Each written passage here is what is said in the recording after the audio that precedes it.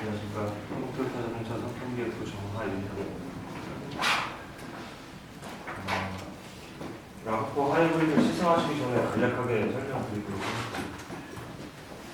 역사 먼저 말씀을 드리면 94년도에 1세대가 처음 나왔다고 보시면 됩니다. 그때는 이제 3도어 타입으로 출시가 됐습니다. 그래서 모노코크가 최초로 적용된 SUV가 이런 얘기를 드리고 있는데, 원래는 이제 랜드크루저 프라도가 토요타에서 가장 유명한 SUV였는데 이제 오프로드 지향을 하는 그런 SUV였고, 도시명 수요에 맞춰서 어떻게 하면 SUV, 오프로드 지향적인 SUV 차량을 도시명에 맞출까라는 고민에서 이 모노코크 바디가 적용된 이 차량이 처음으로 출시가 됐다고 생각을 하시면 됩니다. 역사 시작은 이렇게 시작되었다라고 보시면 돼요. 쭉 가서 우리나라 이제 3세대부터 본격적으로 공도에서 많이 보였죠. 트렁크 쪽에 이제 타이어가 들어가는, 요때 이제 3도어 타입이 탑재가 되고 5개 이렇게 앞쪽, 뒤쪽, 트렁크 5도어만 출시가 되는 방향으로 개발이 되었습니다. 그리고 그 이후로부터 이렇게 토요타의 핀룩이 본격적으로 좀 제대로 적용이 된 4세대, 그리고 지금 여러분들이 시승을 하시게 될 4세대, 4.5세대라고도 하는데 공식적으로는 4세대라고 생각하시면 될 것 같습니다. 수상 실적인데요. 일단 2015년에는 TSP라고 하는 탑 세이프티 픽을 받았고, 2016년도 기준으로 해서 탑 세이프티 픽에 플러스가 하나 더 붙었습니다. 그래서 큰 차이점은 전 측면 테스트에서 좀 더 좋은 성과를 거뒀다고 생각을 하시면 될 것 같습니다. 그래서 탑 세이프티 픽, 양산형 SUV 중에서는 가장 안전하다라고 자신있게 말씀을 드릴 수 있을 것 같습니다. 키 어필 포인트는 디자인, 바이 LED 헤드램프, 8개의 SRS 에어백, 조수석의 쿠션 에어백, 동급에서는 어떤 모델이라고 언급은 안 하겠지만 동급 모델과 경쟁해서도 가장 압도적인 개수라던가 성능을 보이고 있는 안전사양 중 하나고요. 넓은 실내 공간이라던가 트렁크 공간, 동급의 세그먼트 중에서도 SUV 세그먼트 중에서도 가장 넓은 트렁크 공간을 직접 확인을 하실 수 있을 것 같습니다. 기존에 이제 3세대에서는 변형돼 보고 있는 4.2인치 풀컬러 멀티 인포메이션 디스플레이가 중앙에 자리를 잡아서 균형감 있는 리퍼 디스플레이로 구현을 해냈고요. 사각지대 감지 모니터, 후측방 경고 장치, 이런 안전사양들도 같이 모두 들어가 있고, 파워백도 하이브리드 모델이 기본으로 들어가셔서 메모리 기능이 다 들어가 있기 때문에 높낮이를 다 이렇게 조절을 하실 수 있을 만한 그런 기능을 제공을 하고 있습니다. 경사로 밀린 방지 장치도 들어가 있고요. 차음새 추가 적용이 되어서 오늘 고속 주행하시고 한국 주행하시는데 실제로 얼마나 좀 조용해졌는지도 직접 확인을 하실 수 있을 것 같습니다.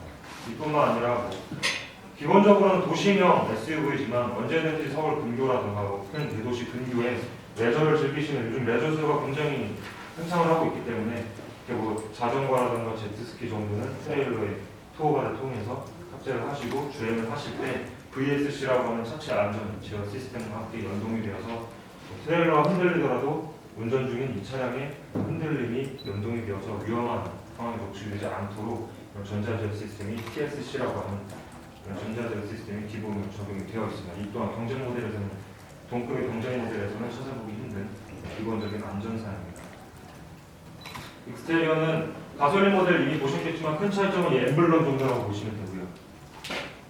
뒤쪽에도 리미티드, 하이브리드, 그리고 E4 시스템, 이렇게 가변식, 전자식, 사륜구동 시스템이 적용이 되었다라고 E4라고 이렇게 엠블럼이 하단에 적용이 되어 있습니다.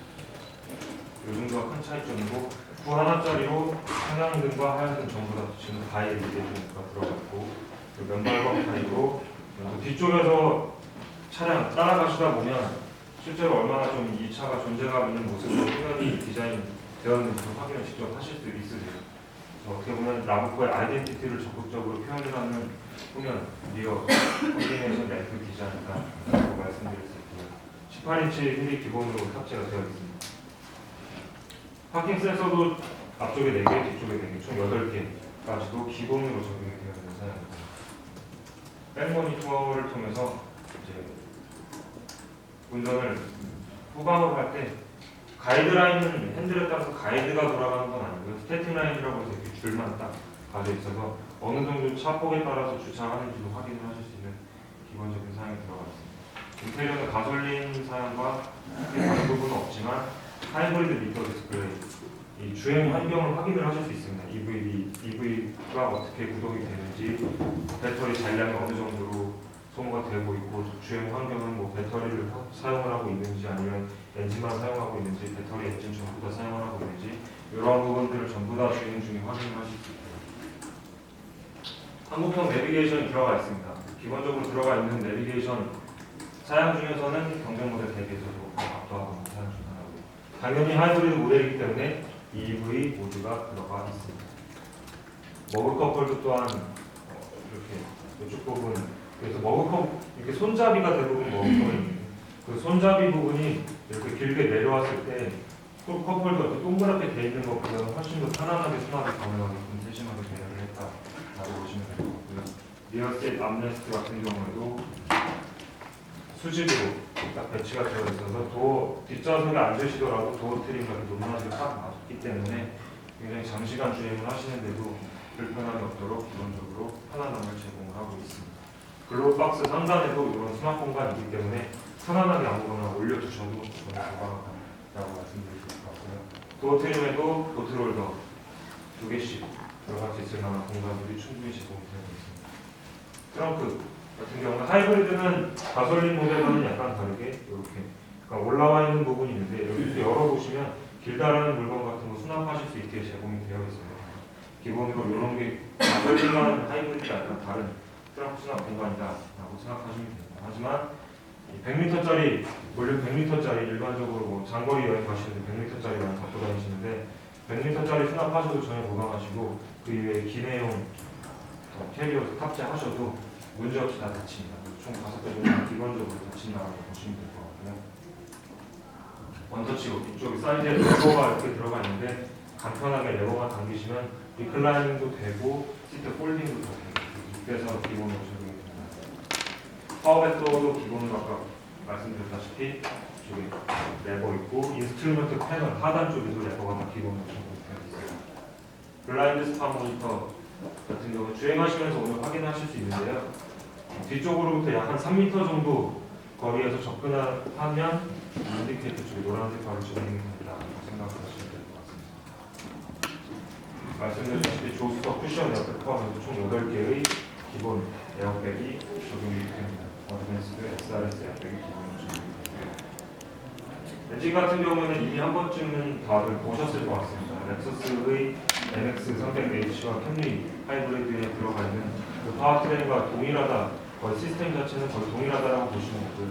여러분들께서는 이 197이라는 숫자에만 신경을 써주시면 될 것 같습니다. 시스템 총합 197, 약 한 200만 원 정도 나온다고 생각을 하시면 됩니다. 트랜스미션 기능이 하이브리드 모델이기 때문에 CVT가 기본으로 적용이 되어 있습니다. 서스펜션은 전륜 맥퍼슨 스트랩, 후륜 쪽에는 WC1. 경쟁 모델은 멀티링크를 사용하는 경우가 굉장히 많은데 저희는 보통 고급 승용 세단에, 후륜 승용 세단에 들어가는 WC1 서스펜션이 들어가 있기 때문에 오늘 고속 주행하실 때도 롤감이라던가 승차감 이런 부분에서 노면 추종성이라든가 이런 것들 다 확인을 하실 수 있습니다. 그리고 이런 것들이 적용이 되어 있기 때문에 트렁크 공간이라든가 실내장 이런 부분에 있어서도 코일 스프링과 쇼버서를 따로 배분을 했기 때문에 분리를 시켰기 때문에 이러한 부분도 라브코가 가지고 있는 넓은 실내 공간도 항목을 하는 이 서스펜션, WC 서스펜션이다 라고 생각하시면 됩니다. 가장 중요한 이포 시스템 간략하게 말씀드리도록 하겠습니다. 전자식으로 적용이 되어 있고 일반적으로 지금까지는 모터 제네레이터 이렇게 2개가 들어가 있습니다. 전류 2개가 들어가 있는데 원래는 사용구동 시스템은 이렇게 프로펠러 샤프트가 가운데를 관통하는 구조죠.